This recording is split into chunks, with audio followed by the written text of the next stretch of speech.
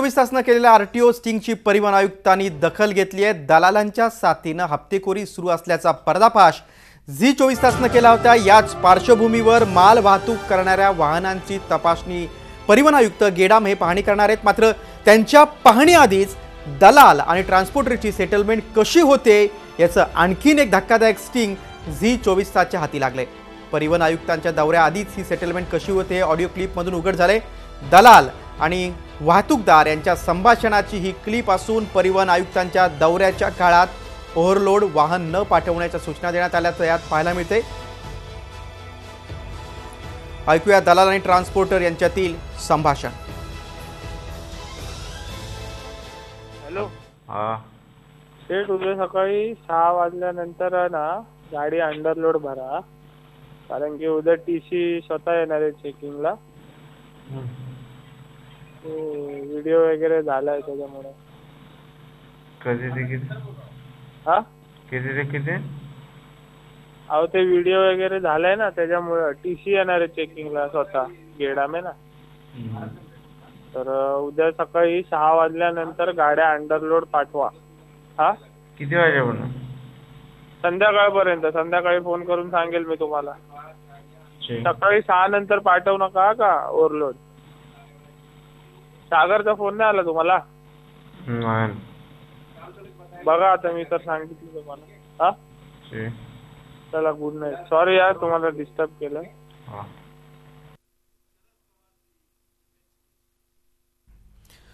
बघतो आपण किती धक्कादायक हा सगळा प्रकार आहे। यावर सामाजिक कार्यकर्त्यांनी काय म्हटले ते पाहूया।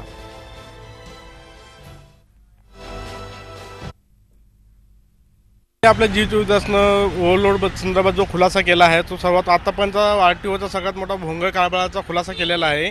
त्याची दखल घेत प्रवीण गेडाम साहेबांनी त्यांच्या अधिकाऱ्यांना आदेश दिले की उद्या मी स्वतः येणार आहे कारवाईसाठी, तुम्ही सगळे तयार व्हा। पण ते अधिकारीच करप्ट असल्यामुळे त्यांनी सगळ्या दलालांना मेसेज पोहोचवला की उद्या आम्ही कारवाईला येत आहोत, गेडाम साहेब स्वतः येणार आहेत, तर ओव्हरलोडिंगची गाड्या तुम्ही भरू नका, अंडरलोड भरा असा आदेश दिलेला आहे। जर का ह्या सर्व प्रकरणामध्ये जे करप्ट अधिकारी आहेत त्यांच्यावरती जर का गेडाम साहेबांनी कारवाई केली तर हे सगळं थांबू शकतं, अन्यथा असेच निष्पाप लोकांच्या ओव्हरलोडिंगमुळे जीव जात राहणार आहेत। तर ह्याची गांभीर्याने गेडाम साहेबांनी, प्रशासनाने, दिवाकर रावते साहेबांनी, मुख्यमंत्र्यांनी ह्याची दखल घ्यावी। परिवहन आयुक्त गेडाम आता काय कारवाई करतात किंवा या खात्याचे मंत्री काय कारवाई करतात ते बघणं देखील तितकंच महत्त्वाचं आणि कडक कारवाई झाली पाहिजे। भ्रष्ट अधिकाऱ्यांना पाठीशी घातलं नाही पाहिजे असाच सर्वसामान्यांचा सूर आहे आणि याच निमित्तानं काही सवालही निर्माण होत आहेत। बघा, झी24 तासचे सवाल आहेत। परिवहन आयुक्तांच्या पाहणीआधीच दलालांपर्यंत माहिती पोहोचतेच कशी? परिवहन विभागातील अधिकारी आणि कर्मचारी दलालांना माहिती देतात, त्यांना माहिती पुरवतात आणि ही अभद्र युती आहे। भ्रष्ट अधिकारी कर्मचाऱ्यांवर परिवहन विभाग आता कधी कारवाई करणार असाच प्रश्न उपस्थित होतोय। परिवहन आयुक्तांच्या पाहणीआधीच दलालांपर्यंत माहिती पोहोचते कशी? झी24 तासचे हे सवाल आहेत। आरटीओ मधला भ्रष्टाचार आपण पाहिला, आता बघूया आपण पोलीस दलात कसा भ्रष्टाचार चालतोय। मटका जुगार यासारख्या बेकायदेशीर धंद्यांमध्ये पोलीस आणि धंदेवाले यांची मिलीभगत असते, साऱ्यांना माहिती। मात्र उस्मानाबाद जिल्ह्यामध्ये पोलीसच कसे हे धंदे सुरू करण्यासाठी प्रोत्साहन देत आहेत त्याचं स्टिंग ऑपरेशन समोर आलंय। बघा, झी24 तासनं सगळं उघड केलंय। व्हिडिओ क्लिपमध्ये उस्मानाबादच्या मुरुम पोलीस स्टेशनचा सहाय्यक पोलीस उपनिरीक्षक AR मोमीन मटका एजंटकडे पोलीस स्टेशनच्या आवारामधीलच सरकारी क्वार्टरमध्येच पैशांची देवाणघेवाण करायचं पाहायला मिळतं आपल्याला। विशेष म्हणजे पैशाच्या बदल्यात मटका एजंटला आरोपी न केल्याचंही पोलीस अधिकारी मोमीन सांगत आहे, हे या क्लिपमधून उघड होत आहे। पाहूया पोलीस अधिकारी मोमीन आणि मटका एजंट मधील हे संभाषण। माझे पैसे 10,000 रुपये देऊन मालक कोण आहे त्याचे पैसे मिळायला पाहिजे, कधी मिळाला पाहिजे, 1 रुपया मिळाला। मग एक काम करतो, तू आमचे माझे वैयक्तिक माझे पैसे 10,000 रुपये देऊन टाक। नाही ऐकू, नाही ऐका ना, तू देऊ नको पैसे, तू माझं ऐकून घे। तू 1 रुपया देऊ, मालकाला सांग ते PSI मोमीन साहेबाचे पैसे दिलो आणि त्याच्यात त्यानं जर येत असेल त्याला बोलून घे मालकाला। मालकाचा नाही सध्याला नाही बोलिले तर चालू करायला किती येते? अबे 2,000 आणि थोडा वेळ मग थोड्या वेळानं द्यायचं या की आणि खर्च ते ठीक आहे। ते बशीर आलता का? आता शाहवली आलता। आता कोणाला देऊ लागला?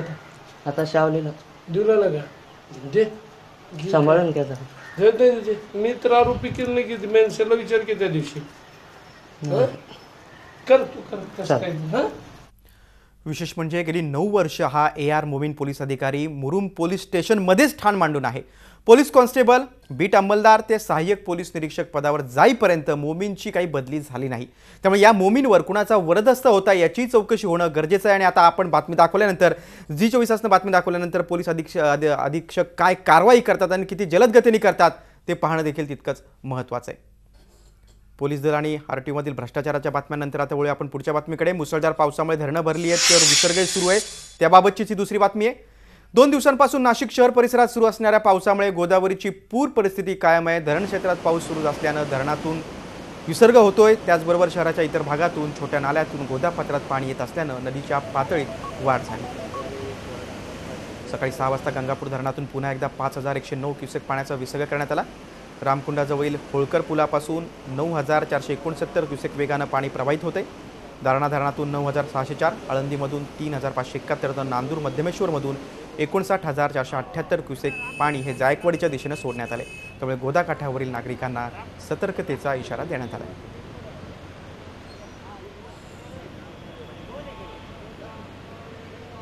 नाशिकनंतर वळ साताऱ्याकडे. धरण क्षेत्रातील पाऊस आणि धरणातील पाणीसाठा या पार्श्वभूमीवर कोयना धरणातून मोठ्या प्रमाणात विसर्ग सुरू आहे. पायथा वीजगृहातून वीज निर्मिती करून प्रतिसेकंद 2100 क्युसेक पाणी कोयना नदीपात्रात सोडण्यात आलं. या पाण्यामुळे नदीच्या पातळीत मोठ्या प्रमाणात वाढ झाली. नदीकाठच्या 278 गावांना सावधानतेचा इशारा देण्यात आला. धरणात आता एकूण पाणीसाठा हा 82.86 TMC एवढा आहे. कोणत्याही क्षणी धरणाचे 6 वक्री दरवाजे वर उचलून त्यातून मोठ्या प्रमाणावर पाणी हे कोयना नदीपात्रात सोडण्यात येणार आहे.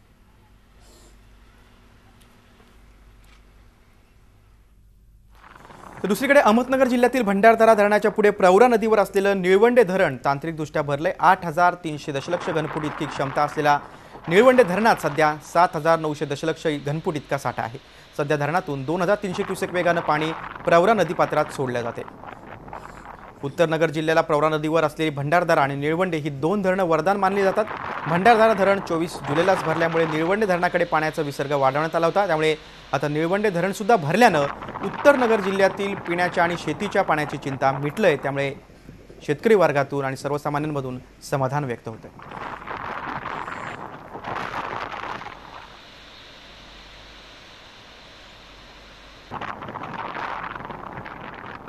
सरकारनं पीक विमा ऑनलाईन भरणं सक्तीचं केल्यानं शेतकऱ्यांचा मनस्ताप वाढलाय. त्याचीच ही तिसरी बातमी.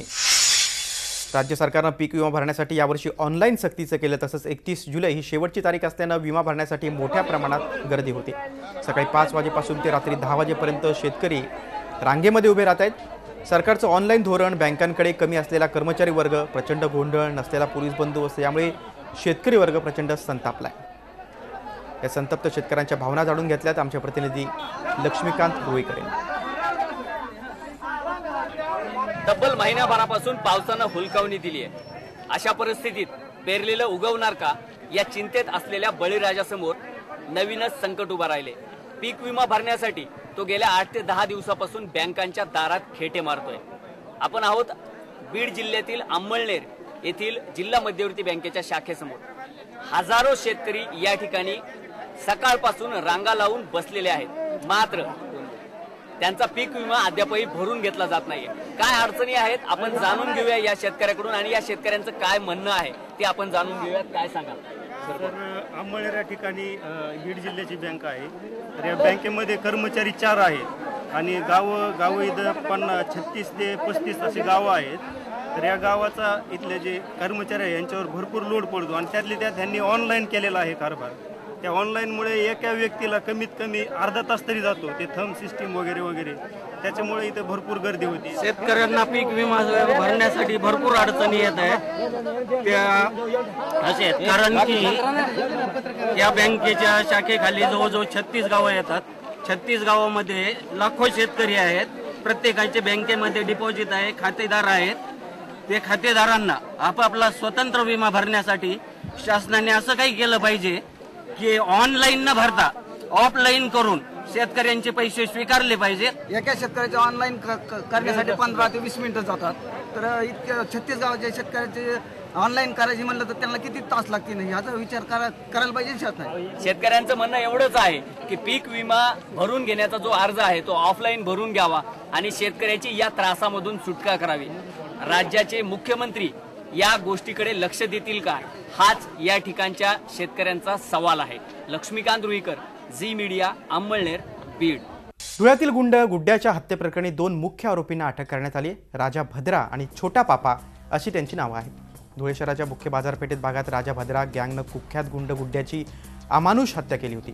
गेल्या 11 दिवसांपासून या प्रकरणी पोलीस 11 मुख्य आरोपींच्या शोधात होते. सुरुवातीला पोलिसांना काही साथीदार पकडण्यात त्यांना यश आलं पोलिसांना, मात्र राजा भद्रा आणि छोटा पापा याला अटक करण्यात यश मिळत नव्हतं. अखेर या दोघांनाही पोलिसांनी इंदूरमधून अटक केली. हे दोघं गुड्ड्याच्या खुनात मुख्य आरोपी आहेत. आतापर्यंत गुड्ड्याच्या खून प्रकरणात 15 जणांना अटक करण्यात आली.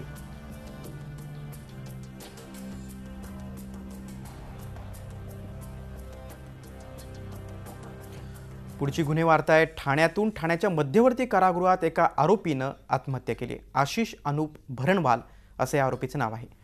पहाटे 3:30च्या सुमारास त्यानं गळफास लावून आत्महत्या केली. आरोपी हा वसई पोलीस स्टेशनचा असून त्याच्यावर अल्पवयीन मुलीच्या बलात्काराचा आरोप आहे. मात्र या आरोपीनं आत्महत्या का केली याचं कारण अद्याप स्पष्ट झालं नाही. त्यामुळे भायखळा जेलमधील मंजुळा शेट्टे प्रकरणाची ही पुनरावृत्ती तर नाही ना अशी शंका उपस्थित होते. दरम्यान या प्रकरणी सीआयडी चौकशी करून दोषींवर कठोर कारवाई करण्यात येईल असं आश्वासन कारागृहाचे जेलर नितीन वायचळ यांनी झी 24 तासशी बोलताना दिले.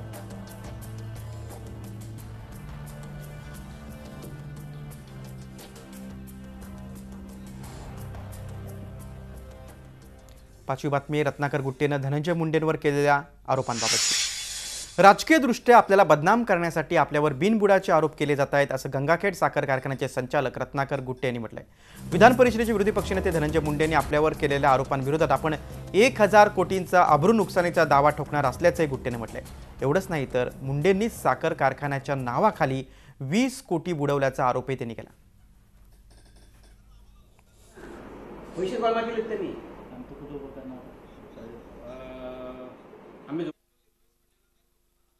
हा जो आरोप विरोधी पक्षनेते धनंजय मुंडे यांनी जो केला आहे हा आरोप मुळात खोटा आहे आणि हा टोटली पॉलिटिकली केलेला आरोप आहे. आम्ही अब्रू नुकसानीचा दावा आम्ही विरोधी पक्षनेते धनंजय मुंडे यांच्या नावावर 1000 कोटीचा टाकणार आहोत आणि त्यांना लवकरच आमच्या वकिलातर्फे नोटीसही मिळून जाईल. 5 वर्षापूर्वी शेतकऱ्याकडनं जवळजवळ 20 ते 25 कोटी रुपये धनंजय मुंडेंनी शेअर्स घ्यायचे म्हणून कारखाना टाकायचे म्हणून शेअर्स घेतलेत आणि ते शेअर्स घेतल्याच्या नंतर आज 5 वर्षापर्यंत त्यांनी कुठल्याही कसल्या प्रकारचा कारखान्याचं एक साधं कुठलं एक मशिनरीचं एक मोटार पण तिथं आणलेली नाही. आणि म्हणून मला एक राष्ट्रवादी पक्षाला एक विनंती करायची आहे की अशा विरोधी पक्ष नेत्याला तुरंत बरखास्त करावं, तुरंत पक्षातून हकालपट्टी करावी. झी 24 तास रहा एक पाऊल पुढे.